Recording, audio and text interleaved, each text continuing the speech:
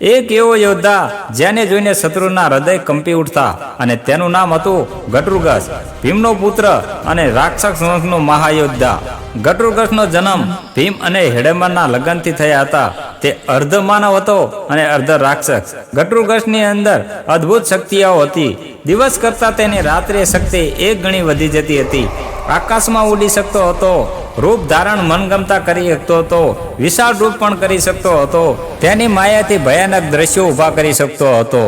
જ્યારે મહાભારત યુદ્ધમાં રાત્રે યુદ્ધ ચાલતું હતું અને સાહેબ કૌરવો પાંડવો પર ભારે પડી રહ્યા હતા અને પાંડવોની સેનાઓ મરી રહી હતી, ત્યારે કૃષ્ણ ભગવાને કીધું ભીમને કે તમારો એક પુત્ર છે ને એને આ યુદ્ધમાં બોલાવવો પડશે. ભીમ પછી ઘટૃગસ જોડે જાય છે અને ઘટૃગસને યુદ્ધમાં બોલાવે છે.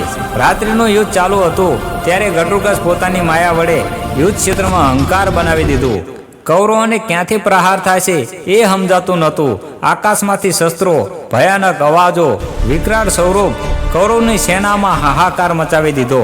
આ દ્રશ્ય જોઈને દુર્યોધન ભયભીત થઈ ગયો અને કરણની જોડે જાય છે અને કરણને કહે છે કે આને મારવો તો પડશે જ, નહીં તો આપણી સેના આખી આજના જ ખતમ થઈ જશે. ત્યારે કરણને દુર્યોધન કહે છે કે વાસાવી શક્તિ છે ને એનો ઉપયોગ કરી નાખ ભાઈ. ત્યારે કરણ ના પાડે છે કે આ શક્તિ તો હું ફક્ત ને ફક્ત અર્જુન ઉપર જ ઉપયોગ કરીશ. ત્યારે દુર્યોધન કહે છે કે કરણ મારા ભાઈ, આજે આ શક્તિનો ઉપયોગ નહીં કરો ને તો સવાર પડતા આપણી કૌરવ સેના એક. પછી કરણ આ શક્તિનો ઉપયોગ કરે છે ને ઘટૃગસ ઉપર ચલાવે છે.